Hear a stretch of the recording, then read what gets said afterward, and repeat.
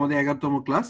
So আমরা আজকে আগে 2 দিনই বলেছিলাম যে ইনকাম স্টেটমেন্ট ব্যালেন্স শিট করার আগে আসলে ক্যাশ ফ্লো স্টেটমেন্ট করা যায় না, সো যে কারণে আমরা একটু সময় নিয়েছি। সো আজকের প্রেজেন্টেশনের ক্লাসের টপিকসটা হচ্ছে how to prepare cash flow as per is 7। তো কিভাবে করা হয় তার আগে একটু কুইকলি আইএস 7 সম্পর্কে একটু বলে নিই, তারপর আমরা প্র্যাকটিক্যালি জিনিসটা দেখি। যদিও এখানে আমি একটা ডাইরেক্ট এবং ইনডাইরেক্ট মেথডের এক্সাম্পল এনেছি, আর আমাদের একটা অ্যাকাউন্টস নিয়ে আমরা কাজ করছিলাম, সেই অ্যাকাউন্টসটা থেকেও দেখবো যে আসলে কিভাবে করতে হয়, এবং আমার মনে হয় যে এটা আপনাদের জন্য খুব ইজি হবে। Anyway, so first of all যে স্কোপটা কি, স্কোপ হচ্ছে আসলে আইএস 7 লাগতো না যদি আমরা আমাদের যে ক্যাশ বেসিস অফ অ্যাকাউন্টিং করা হতো। যেমন এখনো কিছু এনজিও এবং গভর্নমেন্ট সেক্টরে মিক্স বেসিসে করে, ক্যাশ বেসিস এবং অ্যাক্রুয়াল বেসিস মিক্স করে। আবার কোন কোন রেয়ার অর্গানাইজেশন আছে যারা ফুল ক্যাশ বেসিস করে। যদিও আপনারা হয়তো জানেন যে আইএফআরএস শুধু কিন্তু কমার্শিয়াল অর্গানাইজেশন না। আমরা যেমন ধরেন আমরা যারা লার্জ পেইড আপ বা বড় কোম্পানি, তাদের আইএফআরএস এর নরমাল যেমন আইএফআরএস আমরা শিখছি, এর বাইরে স্মল ক্যাপিটাল বা এসএমই এসএমইর জন্য কিন্তু আইএফআরএস আছে। এটা সারা পৃথিবীতে আস্তে আস্তে বেশি জনপ্রিয় হচ্ছে, বাংলাদেশেও এটা আরো জনপ্রিয় হবে। অলরেডি আইএফআরএস ফর এসএমই সমস্ত পৃথিবীর একমাত্র আমার প্রেজেন্টেশনই বেশি আছে। আমি অনেক খুঁজে দেখেছি নাই, বাট আমি পরে নিজে, আমি যেহেতু শ্রীলঙ্কাতে এটা যারা আইএফআরএস ইমপ্লিমেন্টেশন কমিটির চেয়ারম্যান ছিল ডায়াল স্কট, এবং এদের সাথে কাজ করেছিলাম 4 দিনের ফুল, আপনার 10 ঘন্টা করে ফুল 4 দিনের আপনার 40 ঘন্টা ট্রেনিং করেছিলাম, ট্রেন দ্য ট্রেনার।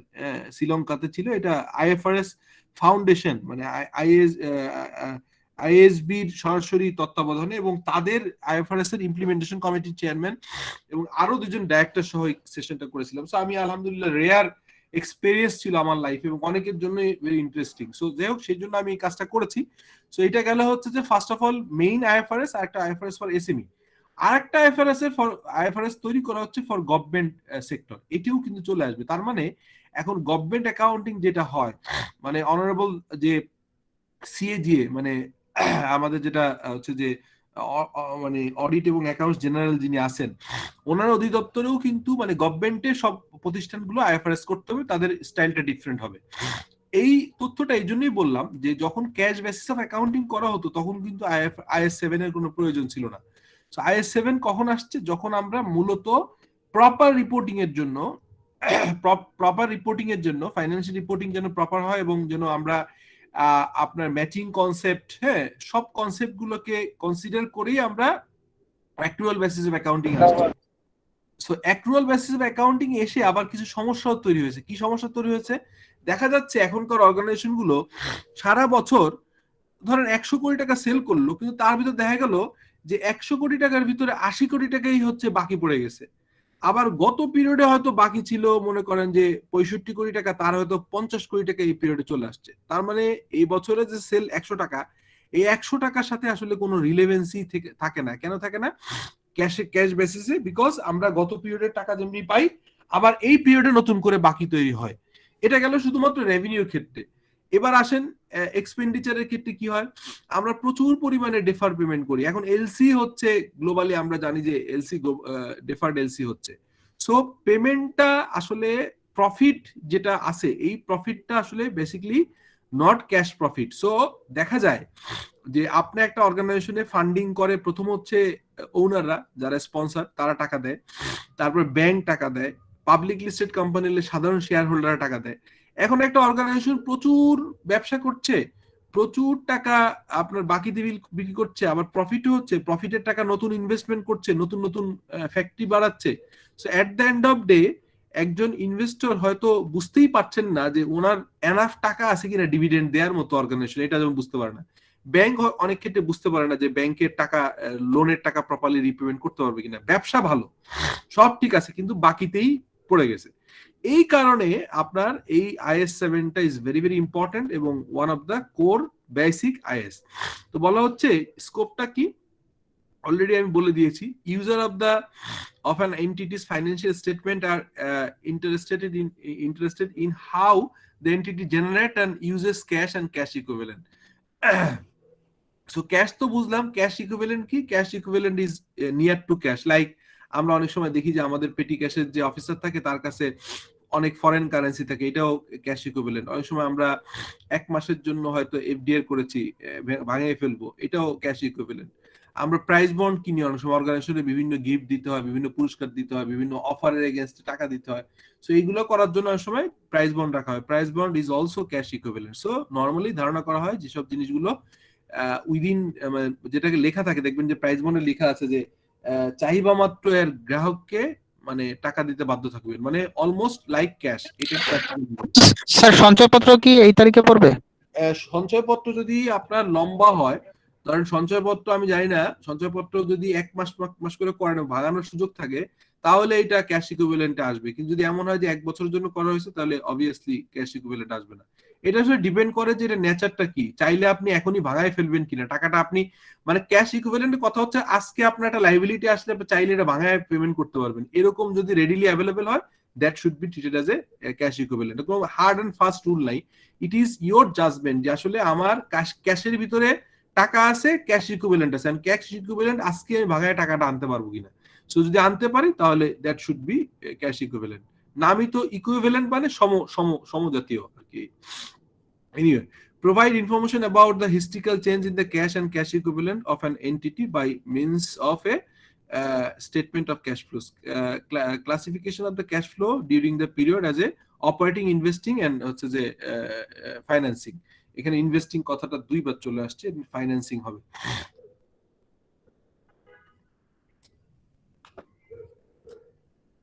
তো এই হচ্ছে মানে IS7 এর মেইন আপনার অবজেক্টিভ এবং ইয়ে। তারপরে আমরা বলছি যে কি, যে মূলত এই যে বললাম ক্যাশ এন্ড ক্যাশ ইকুইভ্যালেন্ট, ওই যে ক্যাশ ইকুইভ্যালেন্ট বলছে ডিমান্ড ডিপোজিট মানে এবং ক্যাশ এবং শর্ট টার্ম ইনভেস্টমেন্ট গুলোকে আমরা ক্যাশ ইকুইভ্যালেন্ট বলছি, মানে যেটা আপনি ক্যাশ করতে পারবেন। আর 3টা মেথডে করা হয়, মানে 3টা ভাগে করতে হয় ক্যাশ অপারেটিং অ্যাক্টিভিটিস। এবং লিস্টেড কোম্পানিগুলো আপনারা খেয়াল রাখবেন যে আলাদাভাবে অপারেটিং অ্যাক্টিভিটিস এর থেকে অপারেটিং ক্যাশ ফ্লো আলাদাভাবে প্রেজেন্ট করতে হয়। কেন পে করতে হয়? কারণ আমি যদি অ্যাটলিস্ট ইনভেস্টিং হয়ে গেছে, আমার টাকাটা আমি প্রফিট হচ্ছে হয়ে আমি ইনভেস্টিং করি অথবা ফাইন্যান্সিং এর কাজে ইউজ করি, কিন্তু আমার অপারেশন থেকে কি ক্যাশ সারপ্লাস হচ্ছে নাকি ডেফিসিট হচ্ছে, এটা ভেরি ভেরি ইম্পর্টেন্ট। তার মানে অপারেটিং অ্যাক্টিভিটিস কি? সিম্পল, আমি যে সেল করব, সেল থেকে টাকা আসবে আর সেলস এর এগেইনস্টে টাকা চলে যাবে। সো সেলস করব আমি, যদি এমন হয় যে আমি 1 মাসের বাকিতে সেল করছি আর ক্যাশ টাকা দিচ্ছি নগদ, তাহলে কি সেল পারচেজ করার ক্ষেত্রে নগদ দিচ্ছি, তাহলে কিন্তু অপারেটিং ক্যাশ ফ্লো নেগেটিভ থাকবে। সো এই জিনিসটা ইজ ভেরি ইম্পর্টেন্ট। মানে উদাহরণটা এরকম বলি, ধরেন আমার একটা টার্ম আছে, আমি মার্কেটে নতুন আসছি, আমার প্রোডাক্টের ডিমান্ড কম, আমি নতুন একটা অফার দিলাম যে আমার টাকা 3 মাস পরে দিলে হবে। ক্যাবেল কোম্পানি যারা ইয়ে বিক্রি করে, তারা 3 মাস 6 মাসের বাকিও দেয়, যে বিভিন্ন রকম ক্যাবেল আছে না, ডিস্ট্রিবিউটরদের কাছে সেল করে। এখন এই 6 মাস বা 3 মাসের বাকিতে যদি সেল করে আর তার সাপ্লায়ারদের টাকা যদি নগদ দিতে হয়, তাহলে তাদের অপারেটিং অ্যাক্টিভিটিসে কিন্তু ঝামেলা আছে বলে মনে হবে, অপারেটিং ক্যাশ ফ্লো নেগেটিভ হবে। সো এই অপারেটিং ক্যাশ ফ্লো নেগেটিভ থাকলে সেই সব কোম্পানিগুলোকে ভালো কোম্পানি ধরা হয় না। যে কারণে ইজ ভেরি ইম্পর্টেন্ট, ইভেন আপনি দেখবেন যে লিস্টেড কোম্পানিগুলোর যে কোয়ার্টারলি রিপোর্ট সাবমিট করে, সেখানে অপারেটিং ক্যাশ ফ্লোর একটা আলাদা থাকে, যে এটা মানে পার শেয়ারে অপারেটিং ক্যাশ ফ্লো কত আছে। এবং লিস্টিং এ যাওয়ার সময় আপনার যারা যাবে তারা অপারেটিং ক্যাশ ফ্লো পজিটিভ না থাকলে যেতে পারে না। সো লাস্ট 5 বছরের অ্যাকাউন্টস মিনিমাম থাকতে হয় এবং লাস্ট 3 ইয়ার্স এর অপারেটিং ক্যাশ ফ্লোটা পজিটিভ থাকতে হয়। যদি নেগেটিভ হয় তাহলে আপনি লিস্টিং এ আসতে পারবেন না।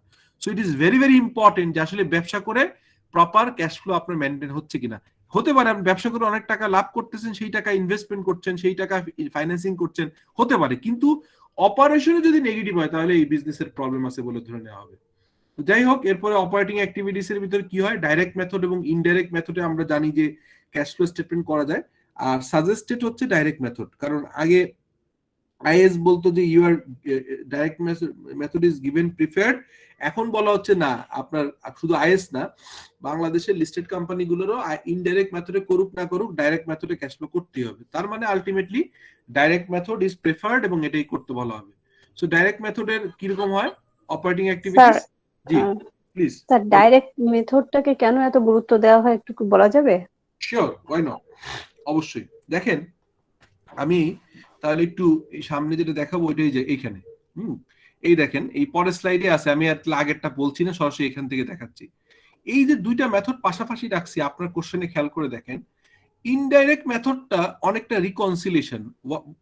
মানে রিকনসিলিয়েশন কি, আপনি ধরেন আপনার নর্মালি একটা লোক যদি আপনার কাছে মানে আপনার কাছে আসে, তো স্বাভাবিকভাবে আপনাদের ফেস আগে দেখবেন। হ্যাঁ, ফেস দেখলে কি হবে, তার একটা স্বচ্ছ ধারণা, ফেস দেখলে তার হচ্ছে যে হাতের কথা বলার স্টাইল, তার হাতের মুভমেন্ট, হ্যাঁ, উপর থেকে দেখলে তার কিন্তু পারফেক্টলি প্রথম দেখা যায়। এখন যদি মনে করেন উপর ঢেকে রেখে শুধু পা দেখানো হয়, অনেক ক্ষেত্রে আপনি কিন্তু একটু জাজমেন্ট করা কঠিন হবে। কিন্তু পা ঢেকে রেখে যদি উপরের অংশ দেখানো হয়, তাহলে কিন্তু বুঝতে পারবেন লোকটা কি লম্বা নাকি বেটে নাকি খাটো, নাকি উনি গায়ের রং কেমন, উনি কথা কেমন বলেন, উনি কি শিক্ষিত কি অশিক্ষিত, কারণ কিছুক্ষণ কথা বললেই কিন্তু বুঝতে পারবেন। সো সরাসরি যে কোনো কিছু ডাইরেক্ট ইজ মোর মানে মোর রিলেভেন্ট এবং মোর সো দেখেন ইনডাইরেক্ট মেথডে কি হয়, ইনডাইরেক্ট মেথডে আমি লাস্ট লাইন একটা ফাইন্যান্সিয়াল স্টেটমেন্টের বটম লাইন হচ্ছে নেট প্রফিট, আমি নেট প্রফিট বিফোর ট্যাক্স নিয়ে শুরু করি হচ্ছে ইনডাইরেক্ট মেথড। সেই নেট প্রফিট বিফোর ট্যাক্সকে রিকনসাইল করে আস্তে আস্তে বিভিন্ন অ্যাডজাস্টমেন্ট করতে করতে এসে আমি অপারেটিং ক্যাশ ফ্লো বের করি। So this is one kind of মানে ইনডাইরেক্ট মেথড, যেটা আমরা ওই যে নাক, অনেক সময় ছোটবেলায় আমার দাদা বলতেন যে নাক ঘুরিয়ে দেখানো, অর্থাৎ নাক ডাইরেক্ট না দেখে হাতটা ঘুরায় পিছন থেকে এসে নাক দেখানো, ওয়ান কাইন্ড অফ। যদিও এটা ইজি, এটা কিন্তু করা অনেক সহজ। এটা কিন্তু শুধুমাত্র দুইটা ব্যালেন্স শিট আমি আপনাদের দেখাবো, 2 বছরের ব্যালেন্স শিট পাশাপাশি রেখে ডিফারেন্সিয়াল কলামে টেনে এই ব্যালেন্স ফিগারটা দিয়েই কিন্তু ইনডাইরেক্ট মেথড ক্যাশ ফ্লো করা যায়। আমি দেখাই দিব, এটা খুব ইজি। এবার আসেন কেন প্রেফারেন্স দেওয়া হচ্ছে ডাইরেক্ট মেথড। ডাইরেক্ট মেথড দেওয়া হচ্ছে, ডাইরেক্ট মেথড শুরুই করছে হচ্ছে টপ লাইন দিয়ে, অর্থাৎ ক্যাশ রিসিভ ফ্রম কাস্টমার। তার মানে আপনি মাথার থেকেই শুরু করছেন এবং আপনি সরাসরি হচ্ছে কাস্টমার থেকে কত টাকা ক্যাশ পাচ্ছেন প্রথম দেখলেন, এই প্রোডাক্ট সেল করার জন্য, প্রোডাক্ট অথবা সার্ভিস সেল করার জন্য সাপ্লায়ারকে কত টাকা পেমেন্ট করা হচ্ছে এটা আপনি পেলেন, তারপরে ক্যাশ পেইড করা হচ্ছে এমপ্লয়িতে কত টাকা পেলেন, ইন্টারেস্টের জন্য কত টাকা পেইড হলো, ইনকাম ট্যাক্স কত টাকা পেইড হলো। So this is a direct approach, আর এটা হচ্ছে ইনডাইরেক্ট অ্যাপ্রোচ। এবং আপনাদেরকে বলি, আপনারা জানেন যে অপারেটিং ক্যাশ ফ্লোই ডাইরেক্ট এবং ইনডাইরেক্ট ডিফারেন্ট, আর অন্যগুলো কিন্তু একই, ফাইন্যান্সিং এবং ইনভেস্টিং একই। তাহলে একটু আগে যে কোশ্চেন আপনি করলেন, এখন আপনি বলেন তো যে কেন মানে কোনটাকে প্রেফারেন্স দেওয়া উচিত, ডাইরেক্ট কে কি ইনডাইরেক্ট, একটু বলবেন কাইন্ডলি, যে আমি যে যেভাবে ব্যাখ্যা করলাম বুঝতে পারলেন কিনা, বা আপনি নিজে ব্যাখ্যা করেন। জি স্যার, ডাইরেক্ট মেথডটাকে প্রেফারেন্স দেওয়া উচিত। সরাসরি বোঝা যায়, তাই তো, মানে একদম জি স্যার। ডাইরেক্টলি আপনার ক্যাশ ফ্লো দিয়েও কিন্তু সেলস এর ফিগার টিগার বোঝা যায় যে কত টাকা ক্যাশ হয়েছে।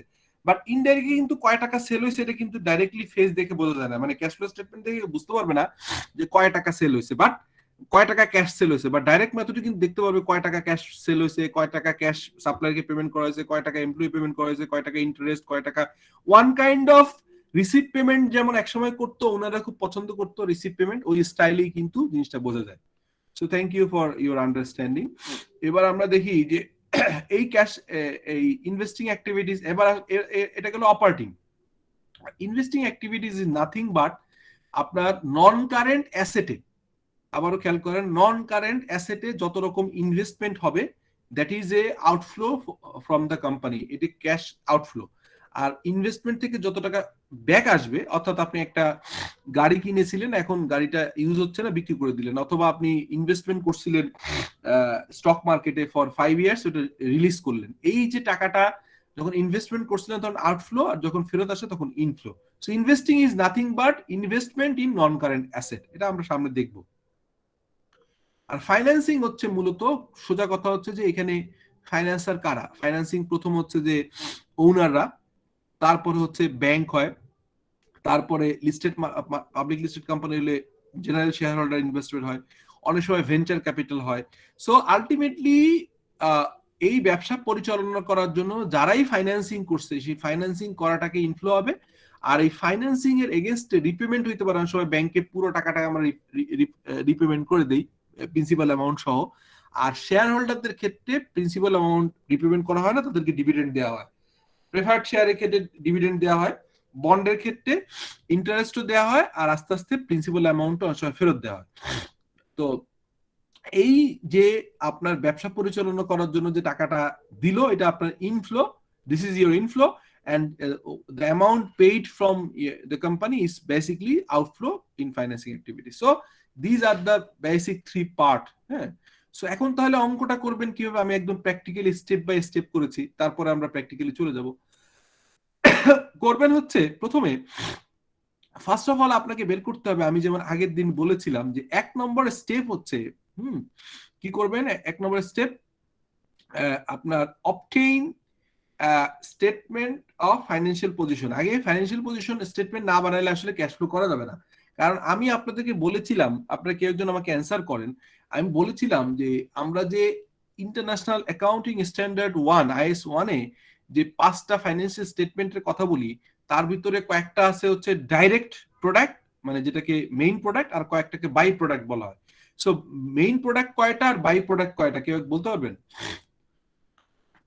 By product sir cash flow ছাড়া বাকি যে 4টা আছে sir, statement of financial position, comprehensive income statement, তারপরে স্যার আছে স্টেটমেন্ট চেঞ্জ ইন ইকুইটি, আর হলো notes to the financial statement sir. আপনার মূলত cash flow statement by product মানে ওখান থেকেই বের করা যায়, ঠিক আছে। আর নোটস গুলো তো আসলে এডিশনাল নোট। তো আমরা বলতে পারি মেইন স্টেটমেন্ট হচ্ছে ইনকাম স্টেটমেন্ট, ব্যালেন্স শিট এবং চেঞ্জ ইন ইকুইটি স্টেটমেন্ট। আর দুইটা হচ্ছে মূলত এর অ্যানালাইসিস, কাটা ছাটা, এবং এটাকে reconciliation type. Cash flow is a reconciliation, আর নোট গুলো one kind of reconciliation. So মূলত মেইন প্রোডাক্ট হচ্ছে ইনকাম স্টেটমেন্ট, ব্যালেন্স শিট এবং চেঞ্জ ইন ইকুইটি স্টেটমেন্ট। যদিও change in equity statement automatically balance শিটে থাকে, সো আমরা বলতে পারি আসলে ইনকাম স্টেটমেন্ট এবং ব্যালেন্স শিট হচ্ছে মেইন প্রোডাক্ট, আর অন্যগুলো is one kind of analysis or reconciliation. Anyway, এখন যেহেতু cash flow statement is a by product, হ্যাঁ, মানে বাই প্রোডাক্ট মানে কি অটোমেটিক মেইন প্রোডাক্ট না, এটা অন্যের সাথে সম্পৃক্ত। তো সেইখানে আপনাকে obtain in statement of financial position বের করতে হবে, statement of profit and loss and profit or আসলে profit or loss and comprehensive. এখানে একটু বলে রাখি, আপনাদের আগেও বলেছিলাম যে বাংলাদেশের ইন্স্যুরেন্স কোম্পানির যে গাইডলাইন যারা ফলো করতে হয় সেটা IDRA বলে, বিমা অথরিটি। হ্যাঁ, সে বিমা অথরিটির যে স্টেটমেন্ট অফ ফাইন্যান্সিয়াল পজিশনের প্রেজেন্টেশনের যে ফরম্যাট আছে সেখানে বলা আছে statement of profit and loss. হ্যাঁ, আর এটাই একমাত্র জায়গা, সব জায়গায় প্রফিট অর লস বলে। তা আপনারা এই জিনিসটা খেয়াল করেন, অনেকে অনেক জায়গায় লেখার সময় এন্ড বলে, অনেক জায়গায় অর বলে। সো অরই হচ্ছে common format, statement of profit or loss. Either profit হবে অথবা লস হবে, দুইটাতে একসাথে হওয়ার সম্ভাবনা কম। শুধু ইন্স্যুরেন্স কোম্পানি যে আপনার ফাইন্যান্সিয়াল স্টেটমেন্ট তৈরি করার যে গাইডলাইন আছে IDRA দিছে, ওখানে আছে statement of profit and loss. যাই হোক, anyway, statement of profit or loss and other comprehensive income and other relevant information, এটা আপনাকে আগে থাকতে হবে। আদার রিলেভেন্ট ইনফরমেশন মানে হচ্ছে যে চেঞ্জ ইন ইকুইটি স্টেটমেন্ট, তারপর অন্যগুলো থাকতে হবে। সেকেন্ড স্টেপ হচ্ছে কি করতে হবে, calculate change in the statement of financial position. তাহলে আপনার দুইটা, একটু আগে বললাম যে এই পাশে বসাতে হবে কারেন্ট ইয়ার, তার পাশে বসাতে হবে আগের বছর। এই দুইটা চেঞ্জটাকে আপনাকে এক্সেলে বের করতে হবে, আমি দেখাই দিব, এটা অসুবিধা নেই। তারপরে থাকবে হচ্ছে classify and assign each change of the statement of cash flow. তাহলে আপনাকে ক্লাসিফাই করতে হবে, মানে অ্যাসাইন করতে হবে যে কেন চেঞ্জ আসলো, এই চেঞ্জগুলোর কারণটা কি, এটাকে আপনাকে জাস্টিফাই করতে হবে, বের করতে হবে। স্টেপ 4 হচ্ছে look to a statement of profit or loss and other comprehensive income and any non cash item and make adjustment। তাহলে আগের গুলো হচ্ছে ব্যালেন্স শিট অ্যানালাইসিস করলেন, দুইটার ইনক্রিমেন্টাল ফিগারটা বের করলেন, তারপরে আবার ইনকাম স্টেটমেন্টে এসে বের করলেন যে আপনি কোনো নন ক্যাশ এক্সপেন্ডিচার হয়েছে কিনা, নন ক্যাশ ইয়ে হয়েছে কিনা। যেমন ধরেন সেলস হয়েছে 500 কোটি টাকা, এখন বাকিতে হয়েছে কি হয় নাই, এটা কোথা থেকে বুঝতে পারবেন জুবাইর বলেন তো? যে আমি ধরেন সেল করলাম 500 কোটি টাকা সেল, এখন এই সেলটা কি বাকিতে হয়েছে নাকি নগদে হয়েছে, এটা আমি কিভাবে বুঝবো? এটা বোঝার কোনো উপায় আছে? বা অন্য কেউ বলতে পারবেন কি দেখে বুঝতে পারবো যে বাকিতে হয়েছে নাকি নগদে হয়েছে? পুরোটাই বাকিতে, পুরোটাই নগদ, নাকি কিছুটা বাকিতে ম্যাক্সিমাম নগদ? বলেন তো। Bank statement. ব্যাংক স্টেটমেন্ট তো করা অনেক কঠিন হবে, অনেক বড় হবে। এটা একটা সহজ বুদ্ধি আছে যেটা সবাই আমরা করি, সেটা হচ্ছে আমরা যে অ্যাকাউন্টস রিসিভেবল এর মুভমেন্ট দেখি। যে অ্যাকাউন্ট রিসিভেবলই একটা জায়গা, বাকিতে সেল করলে অ্যাকাউন্ট রিসিভেবল বাড়ে, আর ওইখান থেকে টাকা চলে আসলে অ্যাকাউন্ট রিসিভেবল কমে। সো আমি যদি দেখি যে বছরের শুরুতে অ্যাকাউন্ট রিসিভেবল কত ছিল আর বছরের শেষে কত আছে, তাহলে এডিশনাল বাকি দিলেই এটা বাড়ছে, আদারওয়াইজ তো বাড়ার কোনো কারণ নেই, ঠিক আছে।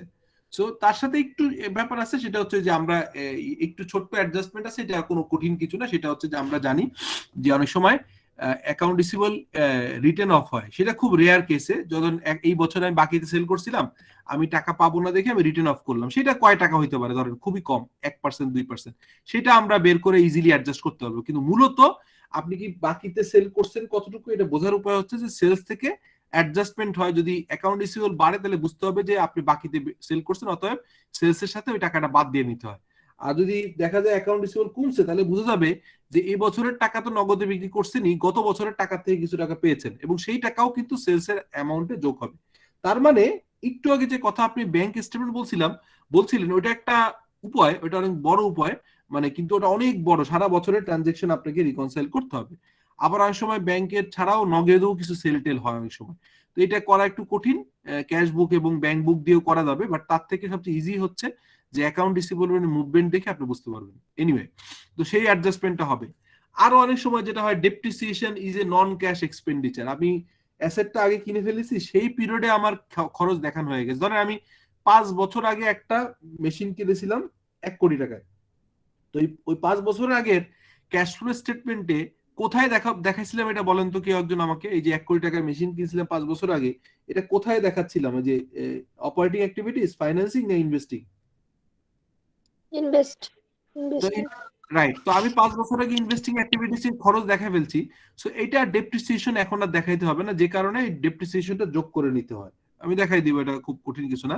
তারপরে look to other information and make adjustment. অনেক সময় দেখা যায় যে আমাদের যে জার্নাল গুলোর থেকে অ্যাডজাস্টমেন্ট, যে জার্নাল গুলো থাকে অ্যাডজাস্টমেন্ট জার্নাল গুলো দেখে অ্যাডজাস্ট করতে হয়। প্রিপেয়ার, মানে ইয়ার এন্ডিং যে অ্যাডজাস্টমেন্ট গুলো থাকে এগুলো দেখে নিতে হয়। Prepare movement in select item to verify completeness, এবং আপনি পরবর্তীকালে রিকনসাইল করে দেখতে হয়, ওপেনিং ক্যাশের সাথে এন্ডিং ক্যাশ মিলায় একটা ক্রস চেক করতে হয়। Add up and perform final check, এবং ফাইনালি আবার রিকনসাইল করে বিভিন্নভাবে মিলায় দেখতে হয় যে ক্যাশ ফ্লো ঠিক আছে কিনা। এখন আমি প্র্যাকটিক্যালি একটা অঙ্ক আপনাদের দেখাই যে কিভাবে একটা একটা করে করতে হয়। যেমন প্রথমে আমি তোর ফুল অঙ্ক করার আগে কয়েকটা ছোট ছোট অঙ্ক দিচ্ছি আপনাদের বোঝার জন্য। যেমন ধরেন, জি বলেন প্লিজ। লং টার্ম লোনের ইন্টারেস্টটা কোথায় দেখাবো, অপারেটিং এ নাকি না না ফাইন্যান্স? না না, ফাইন্যান্সিং শুনুন আমি বলি, শুধুমাত্র যদি ডাইরেক্টলি র মেটেরিয়াল কেনার জন্য কোনো লোন ইউজ হয় এবং সেটা র মেটেরিয়ালের কস্টিং এর ভিতর যদি অ্যাডজাস্টমেন্ট থাকে, তাহলেই আপনার এটা শুধুমাত্র অপারেটিং এ যাবে, ওই পার্টটাতে, যেটাকে আমি ফাইন্যান্স কস্ট বলছি। কিন্তু আদার দেন লং টার্ম, ধরেন ফাইন্যান্সিং অ্যাক্টিভিটি যদি হয়, যে আমি বিজনেস এক্সপানশন করার জন্য বা সেই জায়গাটা কিন্তু আপনার যাবে হচ্ছে আপনার ফাইন্যান্সিং এর লং টার্মে পেমেন্ট যাবে। সো নরমালি অপারেটিং অ্যাক্টিভিটিজ এর জন্য যে খরচটা হয় ব্যাংকিং লোন, সেটা ওখানে যাবে। আর যদি কোনো investment purpose, long term investment হয়, লং টার্ম ইনভেস্টমেন্ট কিন্তু আমরা ওয়ার্কিং ক্যাপিটাল হিসেবে নেই না, লং টার্ম ইনভেস্টমেন্ট নেই হচ্ছে ক্যাপিটাল এক্সপেন্ডিচার জন্য, ক্যাপেক্স এর জন্য। সেটা আসবে হচ্ছে ইন্টারেস্ট সহ, রিপেমেন্ট আসবে হচ্ছে ইয়ার ভিতরে আপনার ফাইন্যান্সিং অ্যাক্টিভিটিস। হ্যাঁ, বাট মূলত আমাদের দেশে একটা চ্যালেঞ্জ হয়ে যায় যে আমরা আসলে বের করতে পারি না যে লং টার্মের লোন নিয়ে শর্ট টার্ম ইউজ করি, শর্ট টার্ম নিয়ে লং টার্ম ইউজ করি। এই কারণে আমরা যেটা করি সেটা হচ্ছে মোস্ট ফাইন্যান্সিয়াল চার্জটা আমরা সরাসরি অপারেটিং এ দেখাই দিই। বাট মূলত এটা যদি সেগ্রিগেট করতে পারতাম, আমরা যদি দেখতে পারতাম যে এটা ফাইন্যান্সিং অ্যাক্টিভিটিস এর পার্ট কিনা, লাইক যেমন ডিভিডেন্ড আমরা ফাইন্যান্সিং অ্যাক্টিভিটিস এর পার্টে দিই, তারপরে আমাদের হচ্ছে যে আপনার প্রেফার্ড স্টকের ডিভিডেন্ড দেই, বন্ডের ইন্টারেস্ট দেই হচ্ছে আপনার ফাইন্যান্সিং অ্যাক্টিভিটিস। সো এটাও কিন্তু ফাইন্যান্সিং অ্যাক্টিভিটিস এ দেওয়াটাই যৌক্তিক, বাট আমরা অনেক সময় বের করতে পারি না দেখে ইন্টারেস্টটা পুরোটাই একবারে চার্জ করে দিই অপারেটিং এ। আপনার অ্যান্সারটা বুঝতে পারছেন?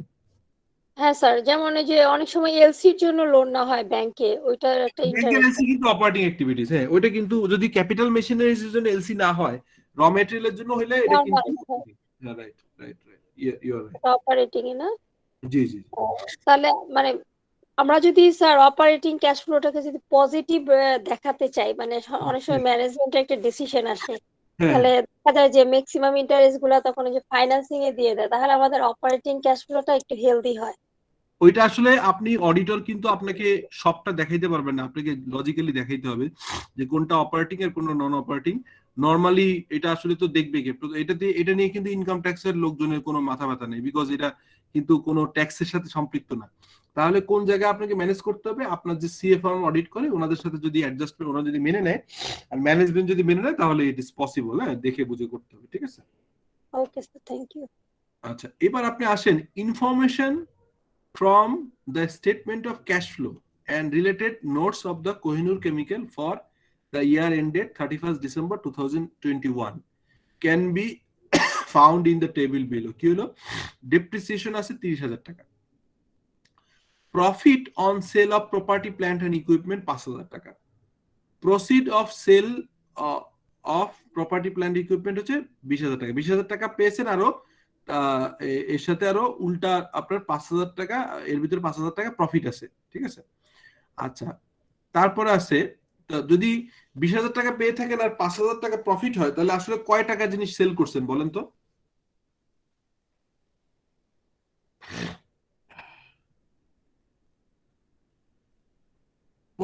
টাকা 15,000 টাকার ক্যাপিটাল অ্যাসেট সেল করে 20,000 টাকা পেয়েছেন, কারণ 5,000 টাকা এখানে প্রফিট আছে, ঠিক আছে। জাস্ট এমনি জিজ্ঞেস করলাম আন্ডারস্ট্যান্ডিং এর জন্য। আর লাস্টে আছে purchase of property plant equipment 25,000 টাকা। তাহলে এইখানে চারটা আইটেম আছে, ডেপ্রিসিয়েশন আছে, প্রফিট মানে গেইন, প্রফিট না আসলে গেইন লেখা দরকার ছিল, gain on sale of property and property plant equipment, একটা পুরনো মেশিনারি সেল করে দিয়েছেন, প্রপার্টি প্ল্যান ইকুইপমেন্ট সেল করে 20,000 টাকা, তার ভিতরে 5,000 টাকা প্রফিট হয়েছে। তো সেল প্রসিড হচ্ছে 20,000 টাকা, তার ভিতরে 5,000 টাকা প্রফিট, অতএব যেটা সেল করেছেন ওটার ভ্যালু 15,000 টাকা। আর একটা বলছে পারচেজ অফ, নতুন করে পারচেজ করছেন 25,000 টাকা।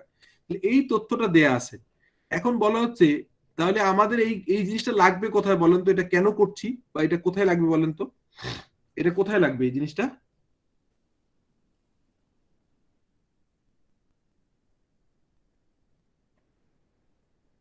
এটা লাগবে হচ্ছে ইনভেস্টিং অ্যাক্টিভিটিসে, হ্যাঁ, ইনভেস্টিং অ্যাক্টিভিটিস, ঠিক আছে। ইনভেস্টিং অ্যাক্টিভিটিসে আপনার নন কারেন্ট অ্যাসেট বাই সেলের ইনফরমেশন লাগে, এটা বের করতে হবে।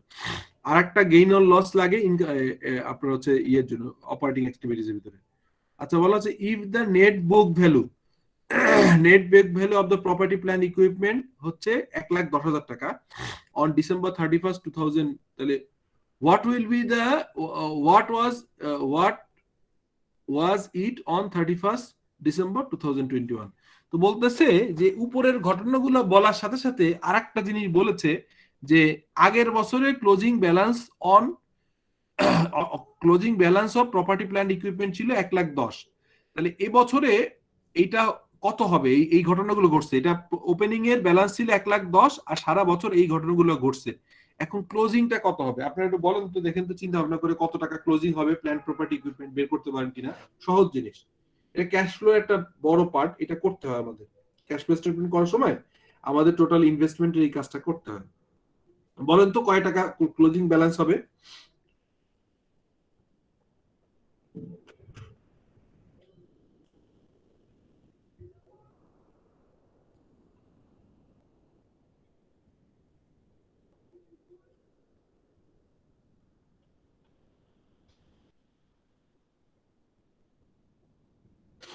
আমরা টি ফরম্যাট করে ফেললেই হয়।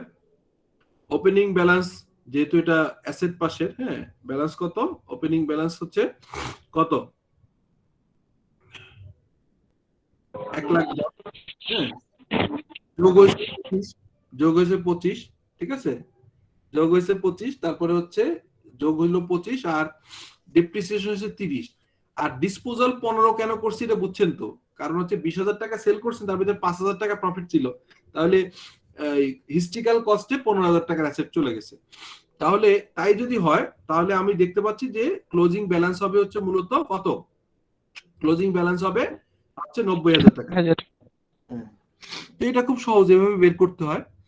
রিপোর্টিংটা আমরা জানি যে কিভাবে রিপোর্ট করতে হয়, ফরম্যাটটা আমরা জানি। এই একটা এখন সিঙ্গার বাংলাদেশের একটা তথ্য আপনাদের দেয়া আছে, সিঙ্গার বাংলাদেশের একটা তথ্য আপনাদের সামনে আমি দিলাম যে সিঙ্গার বাংলাদেশের নেট প্রফিট বিফোর ট্যাক্স। আচ্ছা বলেন তো যে ইনডাইরেক্ট মেথডে আমরা যখন ইনকাম ইয়ে করি, ক্যাশ ফ্লো স্টেটমেন্ট করি, তখন প্রফিটটা কি প্রফিট বিফোর ট্যাক্স নিব না আপনার ট্যাক্স নিব? শুরু করব কি হবে, কোনটা দিয়ে শুরু করব? Before tax. Before tax, right. So net profit before tax আছে, তারপরে depreciation on plant property equipment loss on sale of building, interest expense, interest payable beginning ছিল, এন্ডিং আছে, ইনকাম ট্যাক্স পেইড আছে, হ্যাঁ, অ্যাকাউন্টস রিসিভেবল ওপেনিং আছে, accounts receivable closing আছে, এই যে বললাম ডিফারেন্স বের করতে, ইনভেন্টরি ওপেনিং, ইনভেন্টরি ক্লোজিং আছে, accounts payable opening, accounts payable ending আছে। Prepare the operating activity section of the cash flow under indirect method.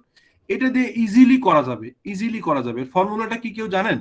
যে ইনডাইরেক্ট মেথডের ফর্মুলাটা কি আমাকে বলেন তো, কিভাবে এই একদম এক লাইনে বলে দিব, তাহলে আপনাদের সুবিধা হবে। বলেন তো যে কিভাবে এই ইনডাইরেক্ট মেথডটা কিভাবে ক্যাশ ফ্লো করতে হয়, এই তথ্য দিয়ে বলেন তো, বা একটা জেনারেল গাইডলাইন বলেন তো, কেউ জানেন কিনা?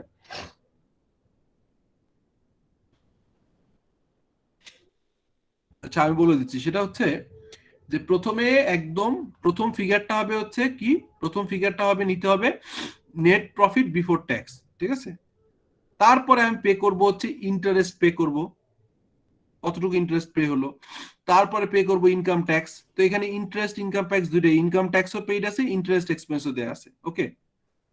এরপরে আমি কি করব, ডেপ্রিসিয়েশন অ্যাড করব। কেন ডেপ্রিসিয়েশন অ্যাড করব? Because depreciation is a non cash expenditure. আমার উদ্দেশ্য কি, যে এই নেট প্রফিট হচ্ছে, এটাকে এই যে নেট প্রফিটটা, এটা হচ্ছে এই প্রফিটের ভিতরে বাকিও আছে, নগদও আছে, মিক্স। এই নেট প্রফিটটা মিক্স, এটাকে আমি নগদ নেট প্রফিটে যাব। আমার সোজা উদ্দেশ্য, ক্যাশ ফ্লোর উদ্দেশ্য হচ্ছে, ইনডাইরেক্ট মেথডে আমি যেহেতু করতেছি, ডাইরেক্ট মেথডে আমি পরে দেখাচ্ছি, ডাইরেক্ট মেথডটা is more preferred, but indirect মেথডে যেহেতু করতেছি, ইনডাইরেক্ট মেথডে আপনাকে ক্লিয়ার করি যে নেট প্রফিট বিফোর ট্যাক্স আছে, এই ফিগারটা আসলে ভিতরে ক্যাশ প্রফিটও আছে, নন ক্যাশ প্রফিটও আছে। আমার উদ্দেশ্য হচ্ছে এখান থেকে নন ক্যাশ এলিমেন্ট গুলোকে বাদ দিয়ে ক্যাশ প্রফিট, কত টাকা আমার বছর শেষে ক্যাশ হাতে আছে, সারা বছর ব্যবসা করে কয় টাকা ক্যাশ এডিশনালি যোগ হয়েছে, এটা আমি বের করব। তো সেটা বের করতে যে যেটা হবে, ডেপ্রিসিয়েশন অ্যাড হবে। আচ্ছা, এবার আরো একটা ফর্মুলা দেখেন, সেটা হচ্ছে আপনি লিখে রাখতে পারেন। সেটা হচ্ছে যে যদি কারেন্ট অ্যাসেট ইনক্রিজ করে, তাহলে আমি বিয়োগ দিয়ে দিব, আর কারেন্ট অ্যাসেট ডিক্রিজ করলে যোগ করব।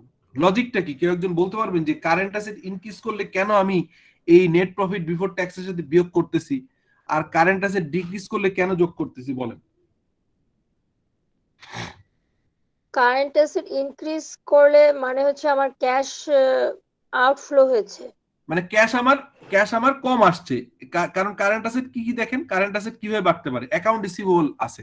তো অ্যাকাউন্ট রিসিভেবল বাড়া মানে কি, আমি সেল করছি কিন্তু টাকা আমার কাছে আসে নাই, তো এটা তো নেগেটিভই হবে। এবার আসেন, আপনি যেটা বললেন ইনভেন্টরি কারেন্ট অ্যাসেট এটা বাড়লো, তো ইনভেন্টরি বাড়ার উদ্দেশ্য কি, আপনি সেল যাই করেন না কেন, বেশি ইনভেন্টরি কিনে ফেলছেন, তো আপনার ক্যাশে টাকা আউট হয়ে গেছে। সো এই কারণে ইউ আর রাইট, যে আমাদের আসলে আইদার আমি কারেন্ট অ্যাসেট বাড়া মানে হচ্ছে যে আমি আইদার টাকা পাই নাই, অথবা কোনো কোনো জায়গায় বেশি টাকা দিয়ে দিই, সেই কারণে নেগেটিভ হয়। আর কারেন্ট অ্যাসেট ডিক্রিজ করা মানে কি, ধরেন অ্যাকাউন্ট রিসিভেবল গত বছর ছিল 100 টাকা, এবার হয়ে গেছে 70 টাকা, তাহলে কি হইলো, যে গত বছরের বাকি তো নতুন বাকি হয়ই নাই, উল্টা আরো গত বছরের টাকার থেকে 30 টাকা পেয়ে গেছেন। তো আপনি করতেছেন ক্যাশ ফ্লো, আপনি কিন্তু প্রফিট বের করতেছেন না।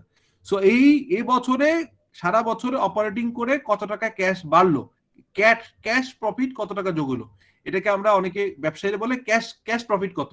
প্রফিট তো বুঝলাম, এটাতে বাকি প্রফিটও আছে, ক্যাশ প্রফিট কত, এই ক্যাশ প্রফিট বের করার জন্য আমি যখন ডিক্রিজ করছে তখন আমি যোগ করি।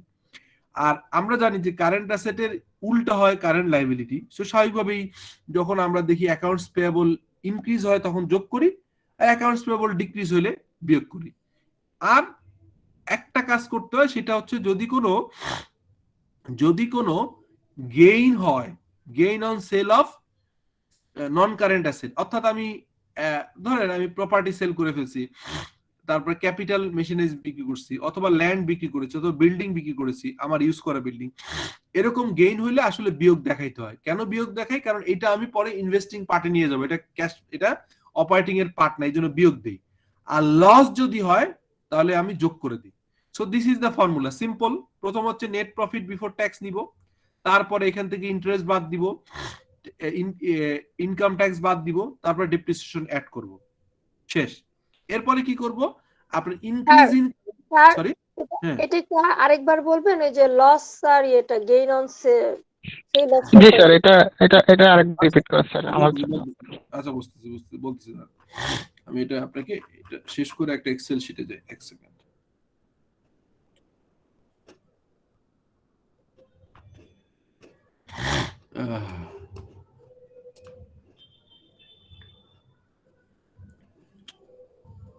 এক মিনিট।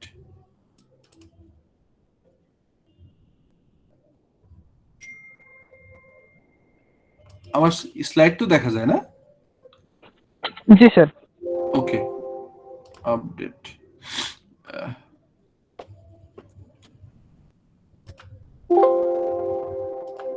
আমরা এরাই করতেছিলাম। আচ্ছা, এবার নিচে দেখাই। আমি যেটা বললাম প্রথম হচ্ছে নেট প্রফিট।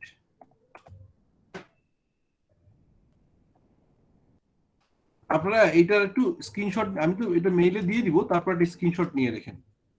তার একটা ফিগার আসলো, যে কোনো ফিগার, আমি যে ফর্মুলা যেটা দিচ্ছি এর ফিগার লিখছি না। নেট প্রফিট বিফোর ট্যাক্স লিখতে হবে, নেট প্রফিট।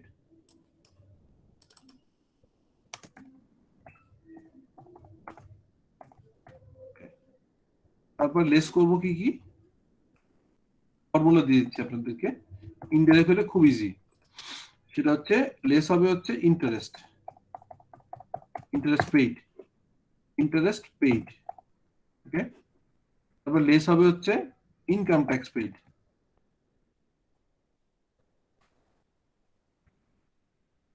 এটা বিয়োগ হবে। অ্যাড হবে ডেপ্রিসিয়েশন যদি হয়, অনেক সময় আমরা জানি অ্যামortization হয়, অ্যামortization, যাই হোক এটা যোগ হবে। ঠিক আছে, আচ্ছা। তারপরে লেস হবে হচ্ছে, লেস হবে কি, যদি আমাদের কোনো ইয়ে হয়, increase in current asset, current asset other than cash, কারণ ক্যাশ তো আমরা বের করব, ক্যাশ তো আমরা রিকনসাইল করব, ক্যাশ কারেন্ট অ্যাসেট হিসেবে আসবে না, ক্যাশ এন্ড ক্যাশ ইকুইভ্যালেন্ট বাদ রাখতে হবে, কারণ cash and cash equivalent opening এবং ক্লোজিং মিলাবো। তাহলে লেস ক্যাশ ইনক্রিজ করলে, কারেন্ট অ্যাসেট ইনক্রিজ করলে, এটা কারেন্ট অ্যাসেট লিখে দিন, এলে পরে বুঝতে অসুবিধা হবে। কারেন্ট অ্যাসেট যদি ইনক্রিজ করে তাহলে বিয়োগ হবে, আর অ্যাড হবে হচ্ছে উল্টা, যদি এই কারেন্ট অ্যাসেটটা ডিক্রিজ করে।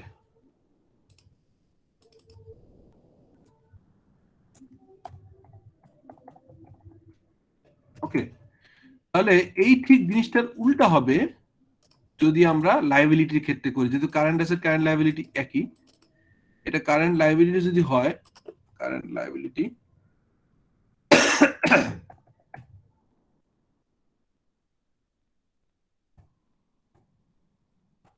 লায়াবিলিটিস যদি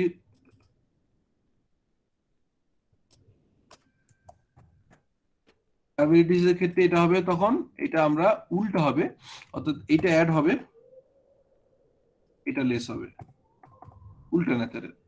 আরেকটা বললাম, লেস হবে যদি gain on sale of non current asset,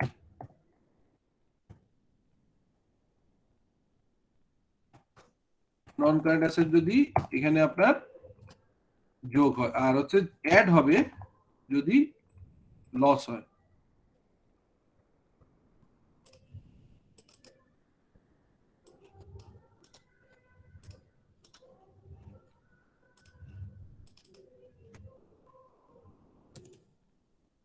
এখন এই জায়গাটা আপনাদের কোশ্চেন, যেটা কেন হচ্ছে, এই জিনিসটা ক্লিয়ার করি। সেটা হচ্ছে, আপনি খেয়াল করেন কারেন্ট এই অপারেটিং অ্যাক্টিভিটিজ এর পার্টটা কি, এটা আমাদের হচ্ছে অপারেটিং অ্যাক্টিভিটি, যেটা হচ্ছে cash flow from operating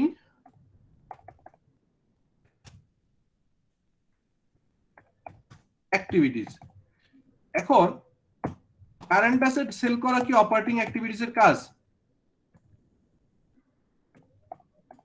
non current asset sell করা কি নন কারেন্ট না স্যার। হ্যাঁ, তাহলে নন কারেন্ট অ্যাসেট সেল করা কিন্তু অপারেটিং অ্যাক্টিভিটিজ এর কাজ না, এটা কিন্তু ইনভেস্টিং এর কাজ। তো ইনভেস্টিং এ আমি ধরেন একটা অ্যাসেট দাম ছিল আমার, মানে আমি আর একটু ক্লিয়ার করি, একটা অ্যাসেটের দাম ছিল মনে করেন 80 টাকা, 80 টাকা, আর এটা বিক্রি করলাম 100 টাকা।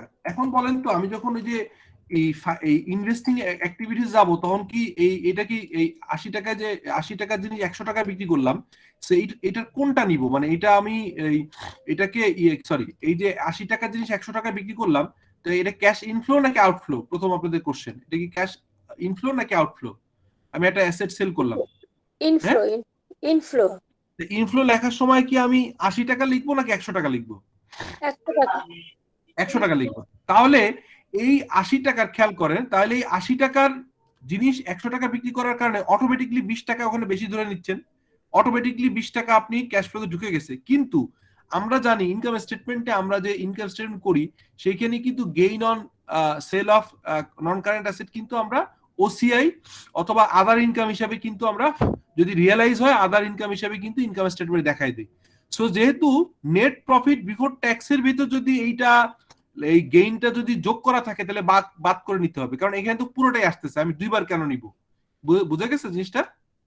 এবার জি বুঝছেন? স্যার, বুঝতে পেরেছি স্যার।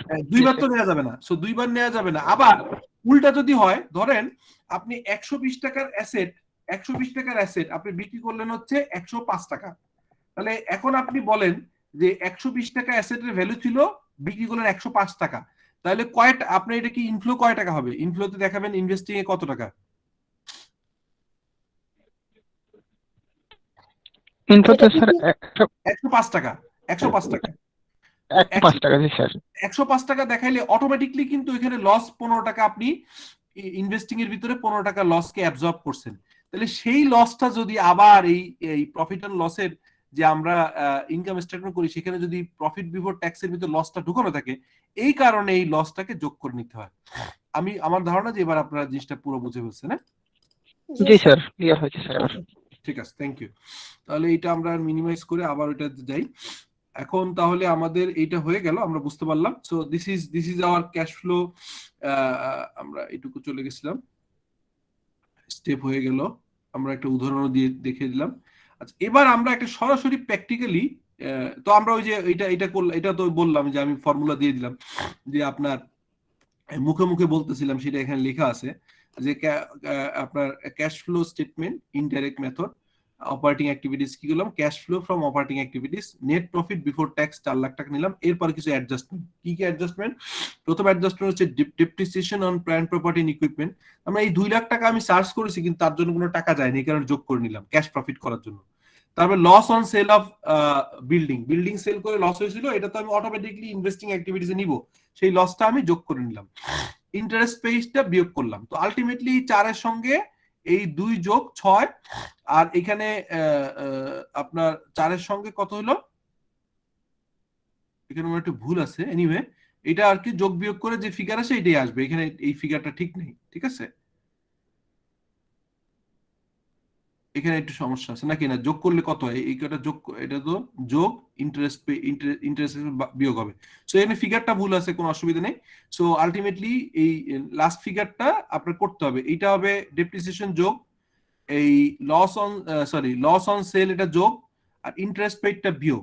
হ্যাঁ, তাহলে যা হবে তার সঙ্গে কি হবে, ইনক্রিজ ইন, আমি কি বলছিলাম যে increase in current asset non current asset, তাহলে অ্যাকাউন্ট রিসিভেবল কারেন্ট অ্যাসেট, তাহলে আমি বলছিলাম ইনক্রিজ ইন কারেন্ট অ্যাসেট হলে বিয়োগ হয়, তাহলে এখানে কিন্তু আমরা অ্যাকাউন্ট রিসিভেবল নন কারেন্ট অ্যাসেট ইনক্রিজ করছে, আমরা বিয়োগ দিয়ে দিলাম। তারপরে ডিক্রিজ ইন ইনভেন্টরি, এটা কি ইনভেন্টরি কারেন্ট অ্যাসেট না? জি স্যার, এটা তো ইনভেন্টরি টাকা চলে গেছে, এজন্য তো স্যার ডিক্রিজ যোগ করেছে হবে না নাকি? বিয়োগ হবে? যোগ হবে না বিয়োগ হবে? ডিক্রিজ হলে তো স্যার এটা যোগ হবে। যোগ হবে। ডিক্রিজ হলে বিয়োগ হবে, যোগ হবে স্যার, ইনক্রিজ হলে বিয়োগ হবে স্যার। রাইট। আর অ্যাকাউন্টস পেয়েবল হচ্ছে কারেন্ট লায়াবিলিটি, এটা ইনক্রিজ করছে, এটা যোগ হবে, ঠিক আছে। সো আমরা এটা পেয়ে গেছি। আচ্ছা, আচ্ছা, একটু ভুল করছি, আমি বলি আপনাদের, আমি একটু ভুলই করছি, ঠিক আছে, এখানে এই অঙ্কটা ঠিক আছে, আমি বলার সময় ভুল বলছি। এই ইন্টারেস্ট এক্সপেন্সটাকে আমি ইন্টারেস্ট পেইড আলাদা হেড দেখাইতে হবে, এই কারণে আমি কিন্তু এটা ওই যে আপনার যে নেট প্রফিট ছিল না, এখানে খেয়াল করেন, এই যে নেট প্রফিট বিফোর ট্যাক্স। আমি আমার আরেকটা জিনিস ক্লিয়ার করি আপনাদেরকে, সেটা হচ্ছে একবার কোশ্চেন করছিলাম যে আপনার net profit before tax and before interest, এই ফিগার নিয়ে আপনাকে শুরু করতে হবে। কেন শুরু করতে হবে? বিকজ ওইটা আলাদাভাবে দেখাবেন। তো আপনার ট্যাক্স, যেমন ধরেন এখানে যদি এমন হইতো নেট প্রফিট আফটার ট্যাক্স, তাহলে ট্যাক্সটা কিন্তু এখানে যোগ করে নিতে হইতো, খেয়াল করেন। কারণ আমার উদ্দেশ্য কি, আমি যে ফিগারটা নিয়ে টপে বসবো, এই ফিগারটা মূলত হবে আমার যে এই ফিগারটা আসবে, এই ফিগারটা কি কি আসবে, এই ফিগারটা হবে ডেপ্রিসিয়েশন যোগ করা, আর এটার ভিতরে আপনার ইনকাম ট্যাক্সও বাদ দেওয়া যাবে না, আর ইন্টারেস্টও বাদ যাবে না, কারণ ইন্টারেস্ট পেইড আলাদা একটা হেড আছে। সো যে কারণে এখানে আমি ইবিআইটি নিতে হবে না স্যার, রাইট ইবিআইটি নিতে হবে, এক্স্যাক্টলি ইবিআইটি নিতে হবে। সো এখানে দেখেন ইন্টারেস্ট এক্সপেন্স দেয়া আছে না 1.5 লাখ টাকা, এক্সপেন্স দিবেন 1.5 লাখ টাকা, এটা নিয়ে আপনার কোনো মাথা ব্যথার দরকার নেই। ট্যাক্স ইন্টারেস্ট পেইড করছেন কত, ইন্টারেস্ট পেইড দেখবেন ছোট ফিগার কতজন এখানে আছে, এই যে এক্সপেন্স হচ্ছে 1.5 লাখ টাকা, কিন্তু পেইড করছেন হচ্ছে আপনার এখানে দেখেন, খেয়াল করেন আপনার ইন্টারেস্ট পেয়াবলের ওপেনিং ছিল কত, ওপেনিং ছিল হচ্ছে ইন্টারেস্ট পেয়াবলের ওপেনিং ছিল হচ্ছে 1 লাখ টাকা, আর ইন্টারেস্ট পেয়াবলের ক্লোজিং আসছে 1.5 লাখ টাকা, 50,000 টাকা। তাহলে কি বোঝা যাচ্ছে যে আপনি পুরো টাকাটা পেইড করেন, কিছু বাকি রয়ে গেছে নাকি, কি বোঝা যাচ্ছে? 50,000 টাকা পে করা হয়েছে। রাইট, 50,000 টাকা পে করা হয়েছে। সো আলটিমেটলি আপনার এই জিনিসটা আমাদেরকে বের করে দিতে হবে। এই কারণেই আমরা যেটা করেছি সেটা হচ্ছে যে ইন্টারেস্টের ওপেনিং এবং এন্ডিং এর বিয়োগফলের সাথে অ্যাডজাস্টমেন্ট হয়। তার মানে আমরা এখানে এবার আসেন যে ডেপ্রিসিয়েশন যোগ হবে, তারপরে হচ্ছে যে ক্যাপিটাল, যদি ক্যাপিটাল গেইন থাকে কোনো, এটা বিয়োগ হবে, আর লস হলে যোগ হবে, লস আছে যোগ করেছে। ইন্টারেস্ট এক্সপেন্স যেটা দেখিয়েছি, it is not a cash expense, actually paid করা হয়েছে ইন্টারেস্ট হচ্ছে 2 লাখ টাকা। কিভাবে পেইড করা হয়েছে দেখেন, এবার দেখেন, খেয়াল করেন, এক্সপেন্স আছে 1.5 লাখ টাকা, উল্টা আরো আপনার ওপেনিং ছিল 1 লাখ টাকা আর ক্লোজিং 50,000 টাকা, তার মানে গত বছরে যে পেয়েবল থেকে আরো 50 পে করছেন, তাহলে টোটাল পে করলেন কত, 1.5 লাখ হচ্ছে কারেন্ট পে করছেন, আর গত বছরের পে করছেন 50, তাহলে 2 লাখ টাকা মোট পে করছেন। এটা বোঝা গেছে কথাটা? এবার না হলে আরেকবার বলবো। আরেকবার বলেন স্যার।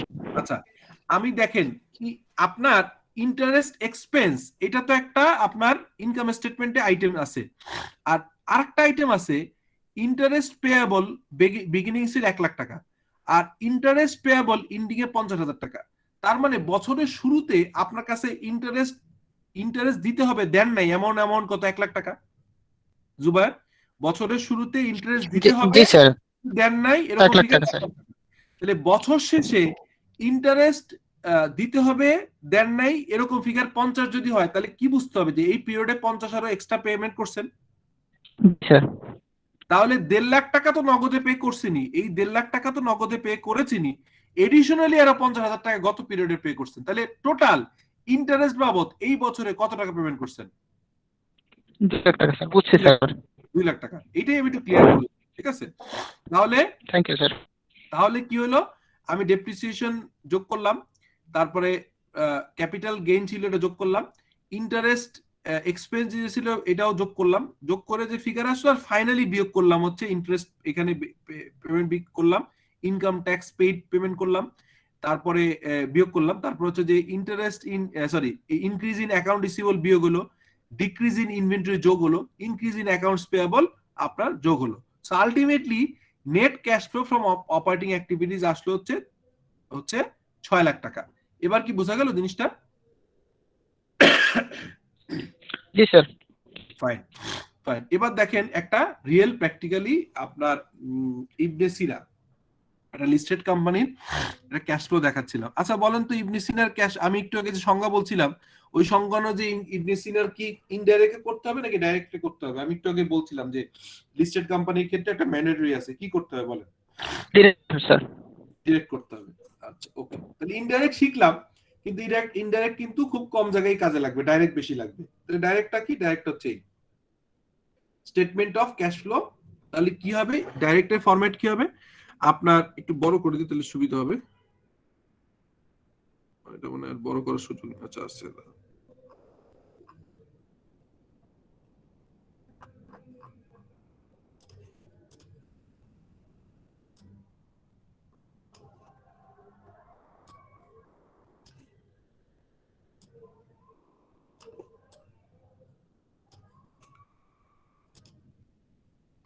এবার একটু বড় দেখা যাচ্ছে না? যারা মোবাইলে দেখতেছেন তারা দেখতে জি পারবেন, স্যার। মানে দেখতে একটু অসুবিধা হবে। আচ্ছা তাহলে কি হলো, আমরা কিন্তু এখন পর্যন্ত ইনভেস্টিং এবং ফাইন্যান্সিং শিখছি না, আমরা অপারেটিং নিয়ে কথা বলছি। সো অপারেটিং এ কি হবে? অপারেটিং এ হচ্ছে ডাইরেক্ট মেথডে cash receive from revenue and others, হ্যাঁ, এটা আপনি সরাসরি পেয়ে গেলেন, ঠিক আছে। তারপরে payment of operating expense, direct operating expense payment করলেন, আর অন্য মিসিলিনিয়াস এক্সপেন্স যোগ করলেন। আর কি করলেন? Cash payment for income tax, cash payment for finance charge, এটা করে আপনি ডাইরেক্টলি পেয়ে গেলেন net cash provided by operating activities. এটাই হচ্ছে অপারেটিং অ্যাক্টিভিটিস এর নিয়ম, যেটা আমি একটু আগে দেখাচ্ছিলাম আপনাকে এখানে। আমরা যখন এই ফরম্যাট শিখাচ্ছিলাম তখন দেখাচ্ছিলাম আপনাদেরকে যে এটাই হচ্ছে নিয়ম। কি নিয়ম ছিল? দেখেন, নিয়ম ছিল হচ্ছে cash receive from customer, cash paid two supplier, এটা বিয়োগ হবে, ক্যাশ পেইড ফর এমপ্লয়ি, তাহলে হচ্ছে cash paid for interest expense, cash paid for income tax. এই হচ্ছে নিয়ম। এখন আমি একটু আগে যে জায়গাটা দেখাচ্ছিলাম যে একটা উদাহরণ, আমরা একটা উদাহরণ দিয়েই কিন্তু এই প্র্যাকটিক্যাল ক্লাসটা করছিলাম। এইখানে দেখেন, আমি যদি আপনাদেরকে দেখাই, খেয়াল করেন যে সিম্পলিফাইড একটা ওয়ে, যে ক্যাশ রিসিভ ফ্রম কাস্টমার, এটা কোথায়? এটা তো আমি সারা বছরের জানি কত টাকা সেল হয়েছে আমার। আমি ওই যে যতবার সেলসের এন্ট্রি দিয়েছি, শুধু একটা জিনিস অ্যাডজাস্টমেন্ট করতে হয়েছে। কি অ্যাডজাস্টমেন্ট? আমাকে দেখতে হয়েছে ওপেনিং এর অ্যাকাউন্ট রিসিভেবল আর এন্ডিং এর অ্যাকাউন্ট রিসিভেবলটা আমাকে দেখতে হয়েছে। দেখেন, এই যে দেখেন account receivable. So account receivable বছরের শুরুতে ছিল না, বছরের শুরুতে ছিল না, ঠিক আছে। তাহলে অ্যাকাউন্ট রিসিভেবল বাড়ছে, এর মানে কি বলেন তো? অ্যাকাউন্ট রিসিভেবল বাড়ার অর্থ কি? কেউ একজন বলবেন যে কি অ্যাকাউন্ট রিসিভেবল বাড়ার কারণে? ক্রেডিট সেল, ক্রেডিট সেলস তার মানে হয়েছে। ক্রেডিট সেল হয়েছে স্যার। যে টাকা এখানে সেল দেখাবো তার থেকে, মানে যে টাকা সেলস দেখানো হয়েছে এর থেকে মানে ক্যাশ সেল বাড়বে কি কমবে?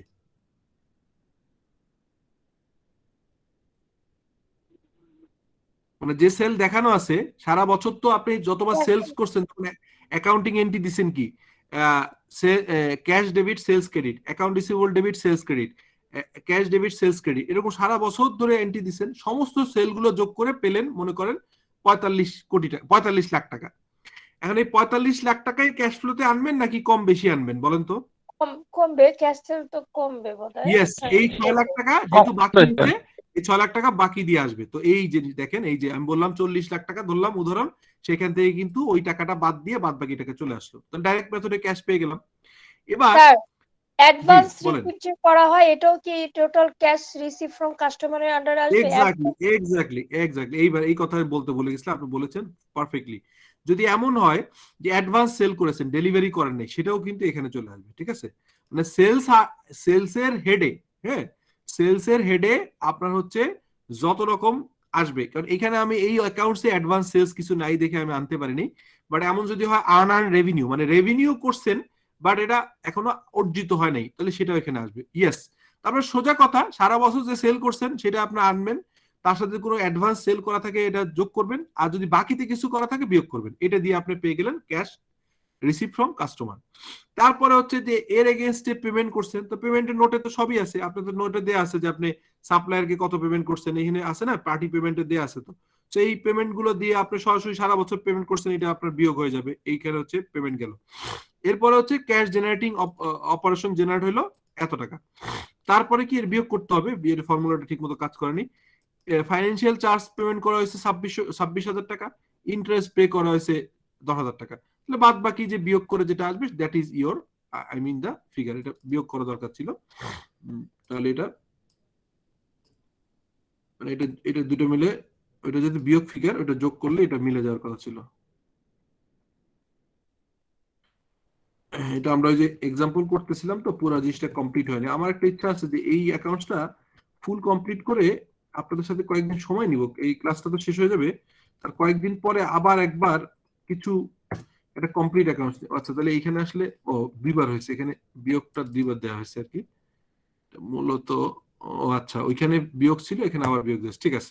তো যাই হোক, এনিওয়ে, তো এইখানে আপনার আলটিমেটলি যেটা হলো সেটা হচ্ছে আমি দেখলাম যে 35 লাখ টাকা ক্যাশ টাকা পেয়েছি, তার এগেইনস্টে সাপ্লায়ারকে পে করা হয়েছে 20 লাখ টাকা, 14 লাখ টাকা আমার ক্যাশ জেনারেশন হয়েছে। তার থেকে ফাইন্যান্সিয়াল চার্জ খরচ দিচ্ছি হচ্ছে 26 লাখ টাকা, 26,000 টাকা, 10,000 টাকা ইন্টারেস্ট। তাহলে net cash from operating activities আসলো হচ্ছে 14 লাখ টাকা। আর এই বছর প্ল্যান, জি জি এই যে বলেন। Cash generation from operating activities, এখানে তাহলে হ্যাঁ, কি কি আসতেছে? এখানে মূলত হচ্ছে সরাসরি আপনি যেটা প্রোডাক্ট কিনতেছেন এবং বিক্রি করতেছেন ডাইরেক্টলি। হ্যাঁ, ধরেন আপনি আপনার ব্যবসা, ধরেন আমি বইয়ের ব্যবসা করি, তো বই তৈরি করার জন্য যত রকম কাগজ কলম, যে সেল হচ্ছে ওগুলো। জি জি জি জি জি জি, এবং তার মানে ডাইরেক্ট র মেটেরিয়াল, ডাইরেক্ট লেবার এগুলো এবং ডাইরেক্ট ওভারহেড এগুলো হচ্ছে চলে যাবে ওখানে। আর এবং আরো অফিস যদি, এক্সপেন্সেস, স্যার যত রকম অফিস এক্সপেন্সেস হয়েছে হ্যাঁ সেটাও এটা তো এটা আসবে। হ্যাঁ এটা হচ্ছে কি, যদি এটা ওপেক্স এর রাইট, এখানে আসলে আলটিমেটলি এই যে এখানে আলটিমেটলি হচ্ছে যে যত রকম ডাইরেক্ট এবং ইনডাইরেক্ট এক্সপেন্ডিচার রিলেটিং সেলস এটা চলে আসবে। তাহলে কি আসতেছে না, আসতেছে না শুধু ফাইন্যান্স এবং ইনকাম ট্যাক্স। আর অন্য যেগুলো, যেমন ধরেন আমি আপনাকে বলি, যদি কোনো ক্যাপিটাল মেশিন তৈরি করার জন্য কোনো লোককে যদি স্যালারি দেন তাহলে তো মেশিনে ঢুকে যাবে।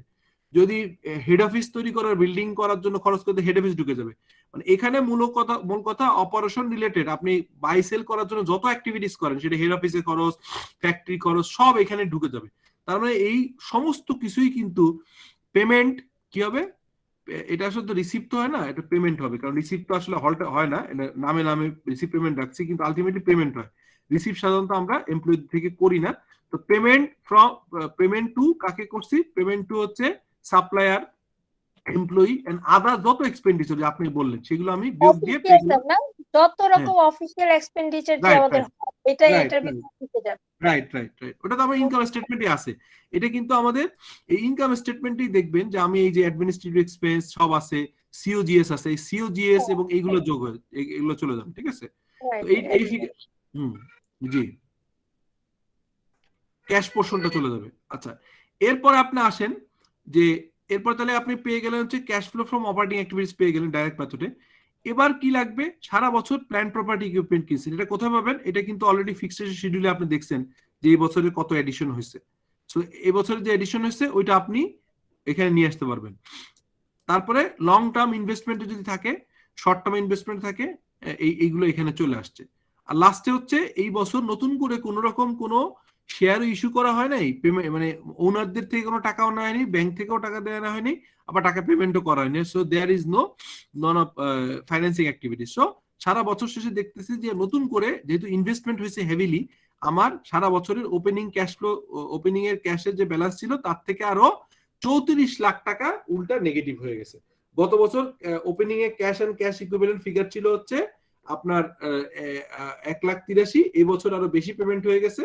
এই পেমেন্টের মাধ্যমে আপনার এটা আপনার হচ্ছে যে ক্যাশ শর্ট আছে। এখন ক্যাশ শর্ট মূলত তো ক্যাশ হবে না, এই টাকাটা মূলত আপনার এখান থেকে কোনো ব্যাংক লোন বা কিছু ক্রিয়েটের মাধ্যমে করতে হবে, যেটা আমি এখানে বললাম না ইনকমপ্লিট। এই টাকাটা তো আর কোনো জায়গা থেকে নেওয়া হয়েছে। সো দেখা যাবে যে এখানে ব্যাংক লোন, যদি ব্যাংক লোন টেকেন করতাম, ব্যাংক লোন আমি জাস্ট আপনাদের বোঝানোর জন্য বলতেছি, ব্যাংক লোন মানে যদি ব্যাংক লোন নিচ্ছেন যদি, তাহলে যদি এখানে ধরেন 40 লাখ টাকা নিতে আমি ধরলাম, তাহলে কিন্তু ক্যাশ ফ্লোটা ওভারঅল পজিটিভ হয়ে যেত। সো এটাই হওয়ার কথা, কারণ ক্যাশ তো উড়ে আসবে না, আপনার ব্যাংক লোন নিতে হবে। সো দিস ইজ এ আমাদের একটা মানে প্র্যাকটিক্যালি আমরা নিজেরা এখানে ওয়ার্কিং পেপার হিসেবে কাজটা করছিলাম। আর এইটা কি আমরা যখন এখানে রাখতেছিলাম তখন কিন্তু আমাদের একদম ফর্মাল একটা লিস্টেড কোম্পানির ডাইরেক্ট মেথডে আছে, এটা দেখলে আরো ক্লিয়ার হবেন। সো এখানে কি দেখলাম আমরা দেখতে পেলাম যে cash receive from revenue and others, direct revenue, cash payment for operating expense and others, যত খরচ আপনি যেটা বললেন সেটা হলো মিসিলেনিয়াস ইনকাম অনেক সময় আসে, স্ক্র্যাপ সেল করা হয়, বিভিন্ন সে টাকাটা আসছে, তার থেকে ইনকাম ট্যাক্স পেমেন্ট করা হয়েছে 1 কোটি বা 12 কোটি, তারপরে হচ্ছে ফাইন্যান্সিয়াল খরচ দেওয়া হয়েছে 1,34,00,000। টোটাল আপনার net cash provided by operating activities আসছে 43 লাখ টাকা। এবার নতুন করে আপনার কি করা হয়েছে, সেলফ আপনার হচ্ছে যে প্রপার্টি প্ল্যান ইকুইপমেন্টে আরো নতুন করে 3,71,89 লাখ টাকা ইনভেস্ট করা হয়েছে। আর ডিভিডেন্ড রিসিভ হয়েছে, না ডিভিডেন্ড পেমেন্ট হয়েছে বোধহয়, বা ফার্দার ইনভেস্টমেন্ট হয়েছে আরো হচ্ছে 2 কোটি টাকা। তাহলে এখানে 43 কোটি টাকা ক্যাশ পজিটিভ, আর এখানে হচ্ছে 4 কোটি টাকা নেগেটিভ। আর কি হয়েছে, ফাইন্যান্সিং অ্যাক্টিভিটিসে ডিভিডেন্ড পে করা হয়েছে 6 কোটি আপনার 64 লাখ টাকা। আর লং টার্ম ফাইন্যান্স রিসিভ, নতুন করে ব্যাংক থেকে লোন নিছেন আপনার 4,46,00,000 টাকা। আর short term finance receive or paid, short term একটা ফাইন্যান্স 12 লাখ টাকা পেমেন্ট করা হয়েছে। সো ফাইন্যান্সিং অ্যাক্টিভিটিসে দেখা যাচ্ছে 2,30,00,000 টাকা পেমেন্ট করা হয়েছে। সো আলটিমেটলি এইটা যোগ ফিগার, এটা বিয়োগ, এটা বিয়োগ। সো আলটিমেটলি বছর শেষে দেখা যাচ্ছে যে তার 17,09,00,000 টাকা হচ্ছে টোটাল আপনার হচ্ছে ক্যাশ পজিটিভ। আর এখানে আমি একটু বললাম না যে নেট ক্যাশ ফ্লো ফ্রম কত প্রতি আপনার প্রতি শেয়ার প্রতি ক্যাশ ফ্লো কত 13, যে শেয়ার সংখ্যা আছে ভাগ দিলে 13 টাকা 87 পয়সা। সো প্রতি শেয়ারের এগেনস্টে 13 টাকার ক্যাশ ফ্লো বাড়ছে, মানে প্রতি শেয়ারের এগেনস্টে 13 টাকা করে ক্যাশ পজিটিভ সারপ্লাস হয়েছে। এটা বোঝা গেল এখন?